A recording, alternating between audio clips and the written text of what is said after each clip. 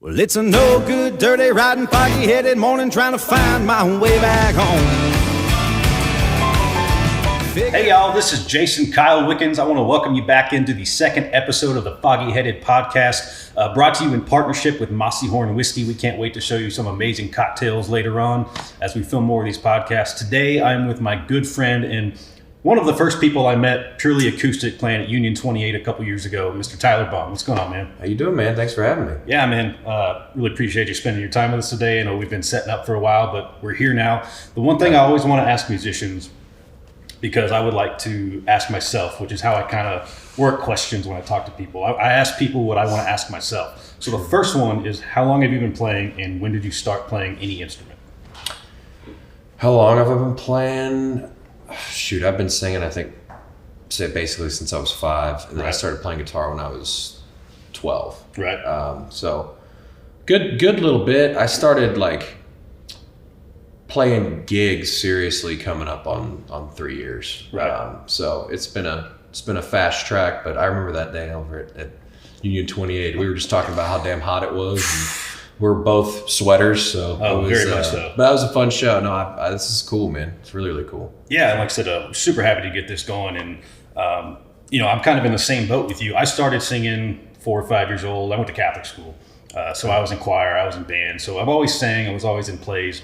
I didn't start playing really any instruments besides trombone until I was about maybe 11 or 12. I got the Guitar Hero game for my birthday.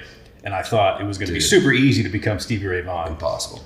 So started learning guitar, realized that wasn't going to happen, picked up acoustic, started gigging. I've been gigging for, I guess, since 2016, so almost 10 years now. Wow. I didn't know it had been that long. That's cool. Yeah, it's been way too long. Every time I look back, I'm like, holy shit, how is that going to happen? That's awesome.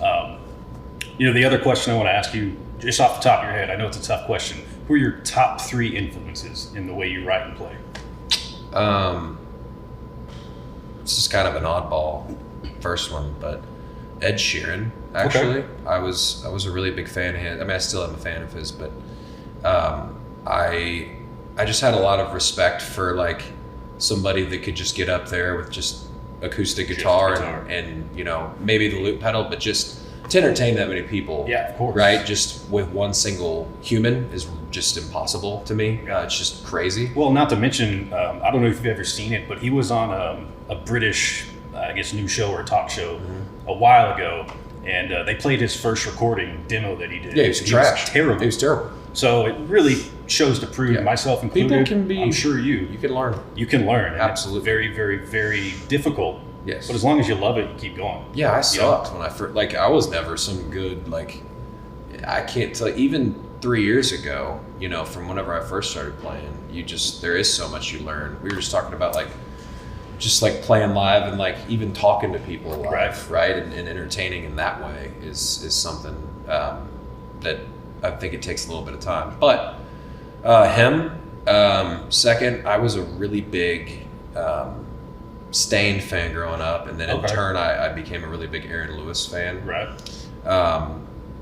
I think I somehow just really like people that write sad things. Right. Well, that's how I am. Yeah. Unfortunately, it doesn't always sell. No, not usually. And then, God, who'd be third? That's a tough one. Yeah, I know it put you on the spot. Third one, Elvis Presley, which is another kind of oddball, but I was a really big fan of his growing up when I was younger. And then, you grow up and, I was more like a rock kid anyways. I wasn't a huge, the only country I really listened to was Keith Whitley, Johnny Cash. Oh, okay. Absolutely. That thing. But other than that, I wasn't a huge 90s country guy. Right. So that's just kind of where I ended up. But yeah, those are probably my 3, which are interesting. I always find it interesting too, because I started, I guess, my music journey with, Southern rock and roll and blues. Big blues guy. But again, like I said, I don't really have the feeling to play the blues. Sure. So I know what you mean. Started moving on to acoustic songs, and Jason Boland was the number one reason I picked up a guitar. So you can probably tell through a lot of my singing, my vocals, my writing, that he's a very prominent figure with me. Sure. The other thing I'm curious about, because I suffer from this almost daily when it comes to gigs. From gig to gig, say you just finished a gig, right? It's 12, 1 in the morning. You're driving home, maybe an hour, 2 hours. Sure. Hit the bed, take a shower, wake up, and you got to do it again the next day. What keeps you going? I love it. Like I really enjoy playing for people. I mean, I think that's why we all get into it, right? Is like everybody loves music. There's right? a deep-rooted passion. And like obviously, it's a job, and it like for me and you, we do it full time, so it is a job, right? And like there are days where you're like, damn, like I don't know if I really want to go do this. I had a day like that not too long, like a couple weeks ago, where I was like, man, I had played Thursday, Friday, and then we had a Saturday thing, and I was like, man, I'm not feeling great. Like I'm just kind of run down because it's I'm eating dinner at 1:30 in the morning. And, sure, yeah. Just stuff like that. And then I like was sitting in my car before, and I was just like, this is like what? Like this is such a cool thing. Right. Like yeah. people are literally just going to sit there and listen to you and like. Right. People dream of doing this. Yeah, it's and cool. We're complaining about doing it. Yeah, and so it's like like my dad is a great example. Like my dad would switch places with me in a heartbeat because he is like, he has all the stage presence, he has that personality, he just isn't musically inclined. Right. Sure. So it's like that's a great example of like somebody that would like do that in a heartbeat. So like why am I bitching? You know what I mean? Well, and it's cool to see the dichotomy of that too, right? Because you can't be a musician without talent, but you also can't be a musician without dedication and passion and being able to work a crowd. Yeah, which is something that I'm constantly working on. Definitely. Because I'm naturally introverted. I don't like to go. I'm not a party guy. I don't really go to bars unless we're playing. Sure. But it's just fun to see. Talking with somebody like you, a bunch of other songwriters. There's a true passion in it because we don't make a whole lot of money. The hours suck. A lot of us work full-time jobs or part-time jobs. Sure. I actually just recently left my full-time job because the hours just got too much. By the time I would leave at 5 p.m. on a Thursday to get down to Fort Worth in rush hour, I wouldn't be there till 7. Yeah, it's a labor of love, to say the least. Some days we'll call it that. Sure. Hey, I just got a couple more questions before we call it a day. Once again, I appreciate you coming on the show. Sure. Do you ever notice any sort of anxiety, depression issues, maybe from coming off of the rush on stage, dropping that adrenaline, and then going 2 or 3 days without a show? I haven't too bad, but I do experience like I played at I got to open for Casey Donahue at Southside Ballroom. Oh, very cool. A couple weeks ago, and it was very full circle because it was I grew up going to Southside Ballroom to see, like, I remember seeing POD and like a lot of the rock bands that I grew up. Mm-hmm.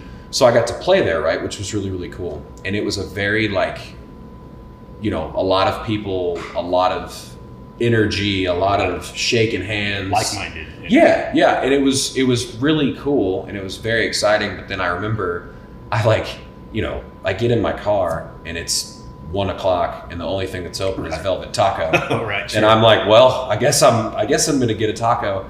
And then I literally, roll in there and I'm just like talking to the lady, and I'm not necessarily like anxiety or depressed or anything like that, but I'm just like, wow, like I was just, 15 minutes ago, I was just in front of 1,500 people playing. And now I'm literally getting a taco. And now nobody knows you. You're driving home, right? Yeah, and it's not like I don't care that nobody knows me. Like that's not necessarily what I'm concerned about. It's just a weird thing. Yeah, absolutely. To like do something like that. And then just to drop back down. Yeah, and then you're just like, hey, can I have a Coke Zero and a taco? Sure. Yeah, like that definitely is a weird feeling that I don't think, like my girlfriend or my mom and dad or my buddies, they can't relate to that. Sure. Right? Very few people can. No, it's very interesting. Be sure to subscribe for the latest music, podcast, and show information. And don't forget to hit that like button. Not necessarily anxiety or depression. Sometimes I definitely, I think this is just, and it's probably not just in music, it's just in general, where I get in my head that I'm like, am I doing the right things? Am I writing enough? Am I playing enough shows? Am I posting on making enough TikTok? content?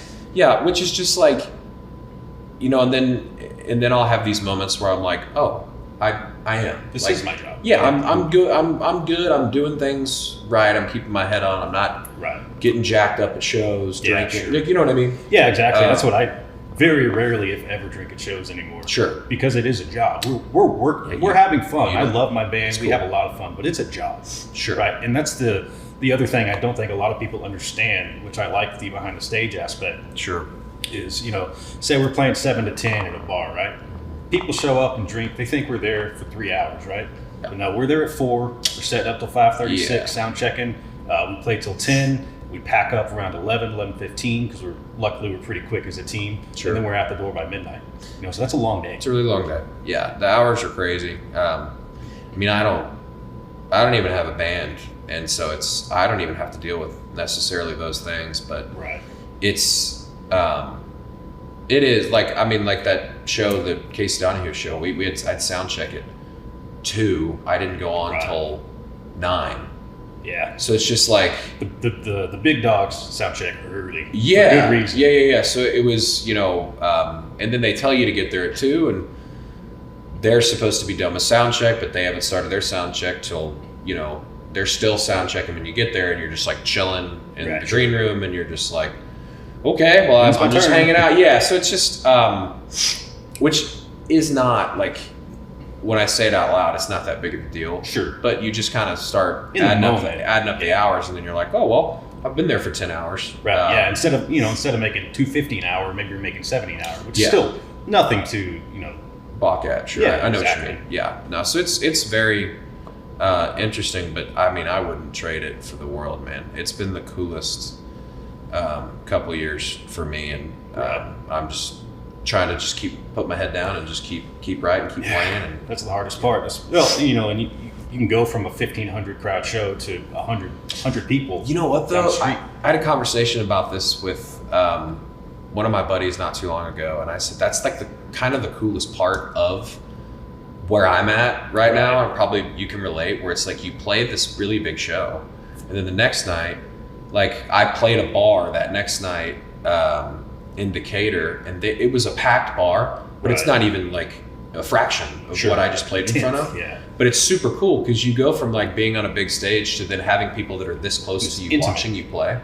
And I think that is a really exciting place to be. And I think I'm sure, when you're Parker McCollum and you play for 20,000 people every night, it can be or whatever, 4 nights a week. It can be very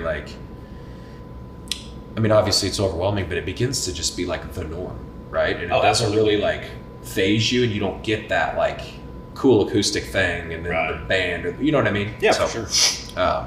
But yeah, no, it's been an awesome couple of years. I'm very lucky. Hi, it's Mike Daniels from Jason Kyle Wickens, also known as Doc. I play keyboards in the band, and I also mix the cocktails. So here we are again with our partner Mossy Horn, and today I'm going to make for you the Big Buck Mule, which is a take on the Moscow Mule. So I got my Mule glass.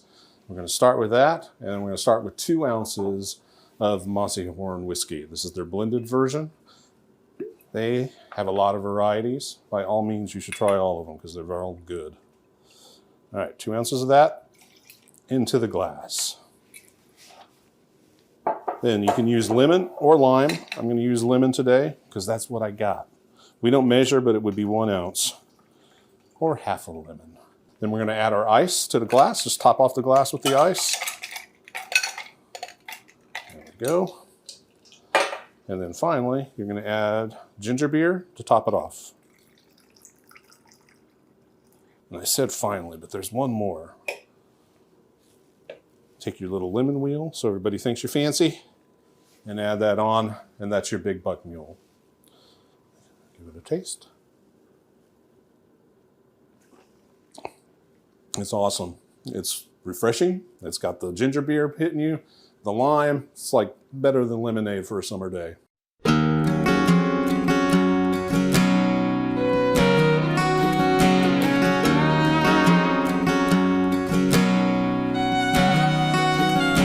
Well, she drives me crazy, I make her mad. I remember that night she was dressed in black. She keeps saying she's leaving, holding onto her phone, trying to call up daddy, but no one's home. And she drives me crazy, I drive her back. Hit a 94 Ford, it was painted black. I just released a song called Borrowed Time. That was on the January 10th, so a couple weeks ago. And then we've got 7 or 8 different songs that we're in the process of kind of hashing out which ones we're going to start recording. Okay. I've got one called Where We Left Off that'll probably be the next one. Very cool. I've got one in the docket, and then we've got some others that are just kind of we're figuring out, like the arrangement and all that stuff. So Sweet. We've definitely got a lot of new music coming, which is I'm very lucky about. But what about you? Oh, yeah, we're super excited for the album. It's been a How long many time coming. songs is it? It's a 9-song album. How long did it take? I'm always curious. Recording wise? Yeah. Well, recording itself, we recorded pretty much the full week, Monday through Friday. And then it was a couple months back and forth, getting the different mixes and the arrangements, all stuff. So, but you don't know what you don't know. This business takes time, and Dave has been awesome, helps us with everything. Hey man, before you get out of here, I just want you to go ahead and tell everybody where they can find your music, where they can check you out, because we're all about supporting each other. Sure. Right? Yes, sir. You can find me at tylerbondlivemusic.com. My Instagram is tylerbond44.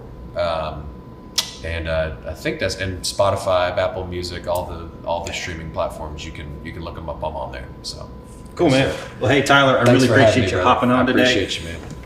This is Jason Kyle Wickens, and this is the Foggy Headed Podcast.